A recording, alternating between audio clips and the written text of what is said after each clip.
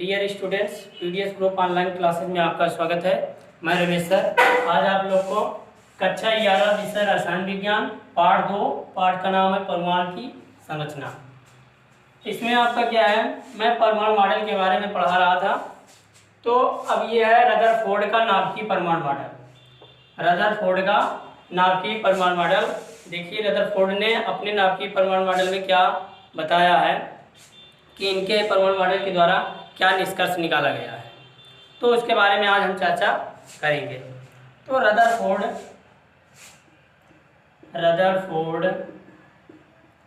ने सही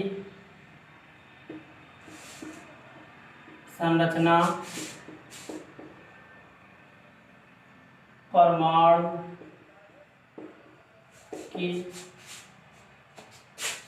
जानने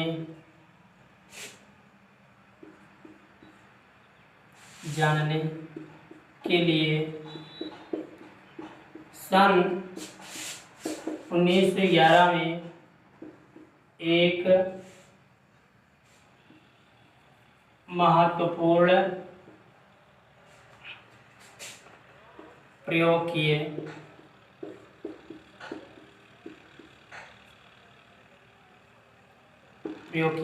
जिनके प्रयोग से निम्न निष्कर्ष निकले हैं। अब देखिए इन्होंने अपना प्रयोग किस पर किया था। रदरफोर्ड ने सोने की पतली पन्नी पर अल्फा कणों का बौछार किया। अल्फा कणों की बौछार करके निष्कर्ष निकाला है कि ये है क्या,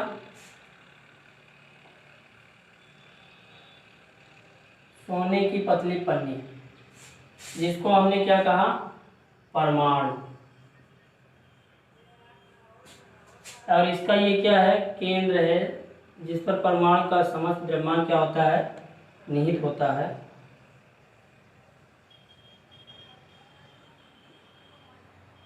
ये धनावेशित भाग होते हैं।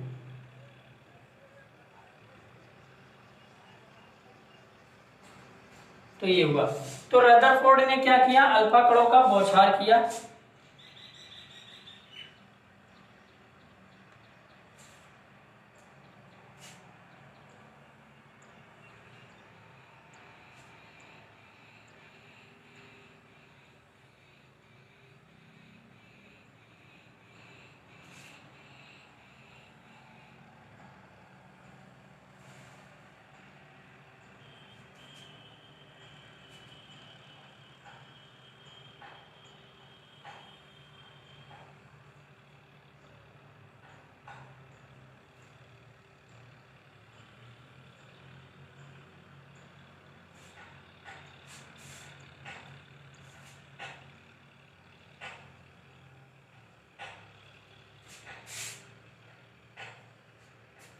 तो रदरफोर्ड ने क्या किया, अल्फा कणों की बौछार किया। और अल्फा कण क्या होते हैं, धनावेशित होते हैं।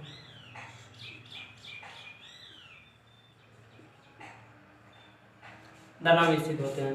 तो उन्होंने जब अल्फा कण का प्रयोग किया तो कुछ अल्फा कण क्या हुए, परमाणु से यानी स्वर्ण पत्र यानी सोने की पन्नी से आर पार बिना प्रभावित हुए सीधे निकल गए, जिससे ये निष्कर्ष निकलता है कि परमाणु का अधिकांश भाग क्या है, खोखला है।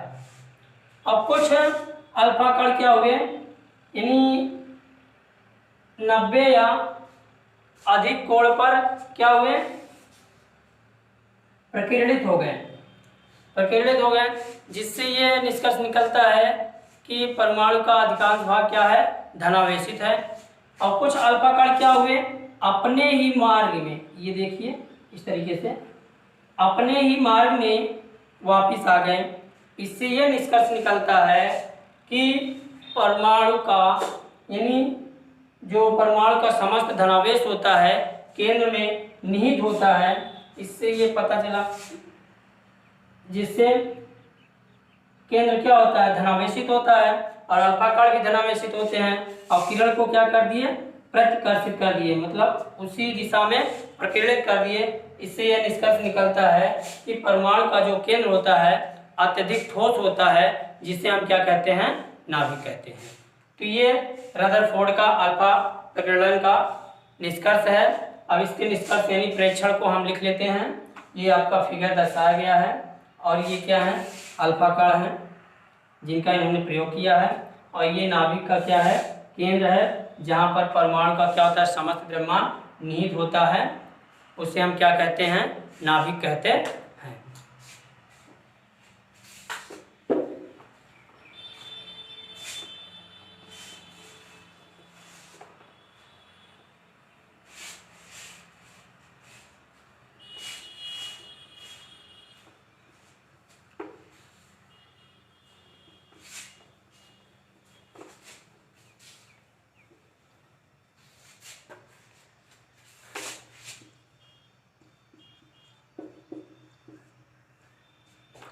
प्रेक्षण, प्रेक्षण में पहला है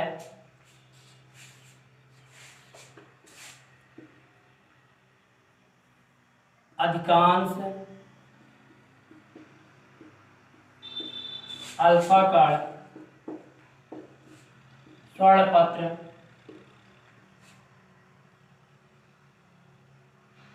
से आर पार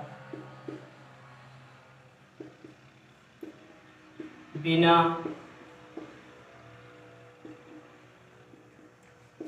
प्रभावित हुए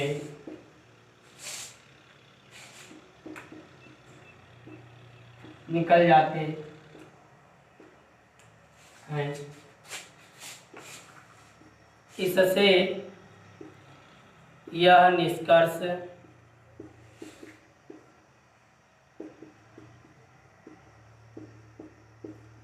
निकलता है कि परमाणु का अधिकांश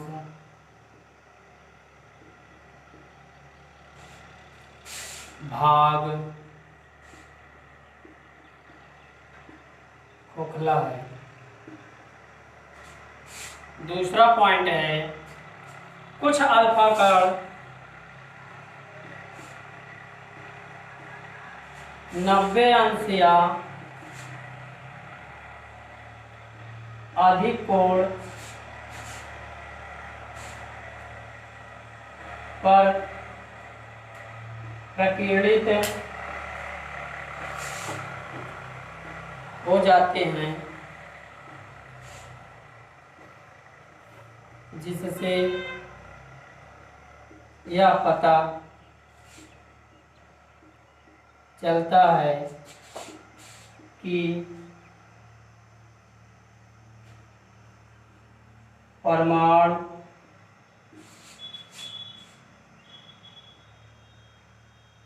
का केंद्र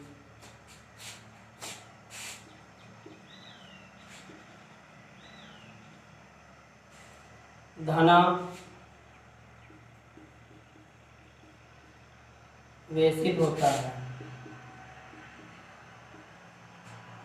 परमाणु का केंद्र धनावेशित होता है। अगला तीसरा पॉइंट है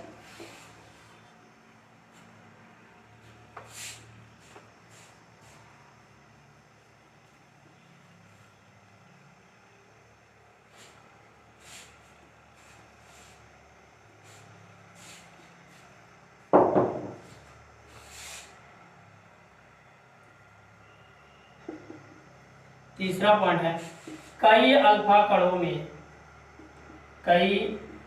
अल्फा कणों में से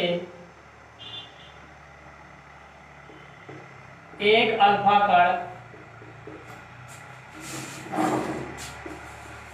अपनी ही मार्ग में वापस आ जाता है।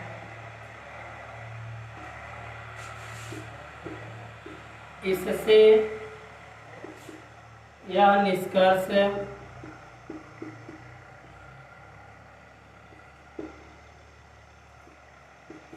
निकलता है कि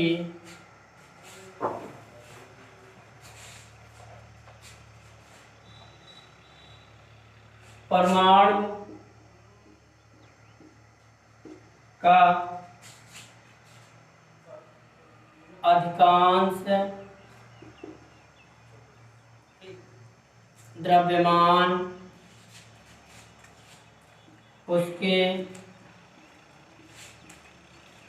केंद्र में होता है,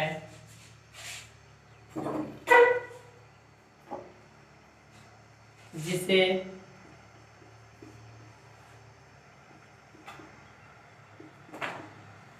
नाभिक कहते हैं।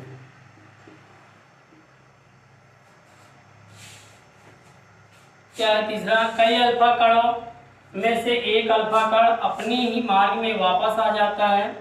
इससे यह निष्कर्ष निकलता है कि परमाणु का अधिकांश द्रव्यमान उसके केंद्र में होता है, जिसे नाभिक कहते हैं। और केंद्र में क्या होता है? अधिकांश द्रव्यमान निहित होता है, अर्थात केंद्र उनका क्या होता है? धनावेशित होता है। और क्या किया? अल्फा कण को उसी दिशा में क्या किया? प्रकीर्णित कर दिया, जिसे क्या कहते हैं? हम नाभिक कहते हैं। उस कठोर भाग को क्या कहते हैं? नाभिक कहते हैं। अब अगली हेडिंग है रदरफोर्ड के परमाणु मॉडल की कमियां, यानी इनके परमाणु मॉडल की क्या कमियां हैं, क्या दोष हैं।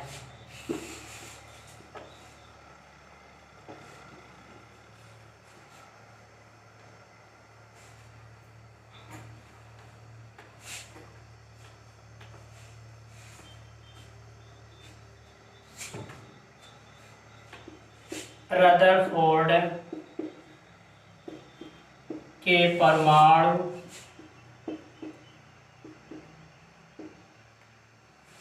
मॉडल की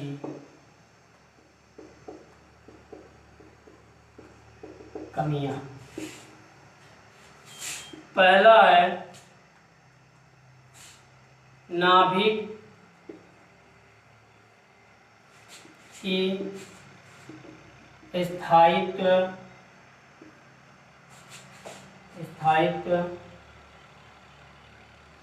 की व्याख्या करने में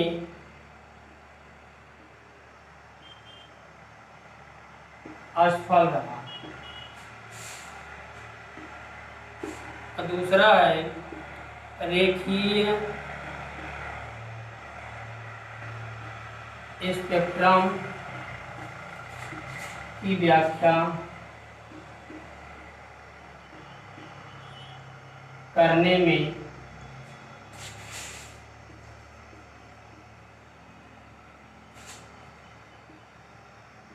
असफल रहा। तो ये है क्या? रदरफोर्ड का नाभिकीय परमाणु मॉडल। अगर इस परमाणु मॉडल में आपको जो टॉपिक ना समझ में आए हो या कहीं पे आपको कोई दिक्कत परेशानी है तो उसे मेरे व्हाट्सएप नंबर 9335347105 पर SMS या कॉल करके समस्या का समाधान प्राप्त कर सकते हैं। धन्यवाद।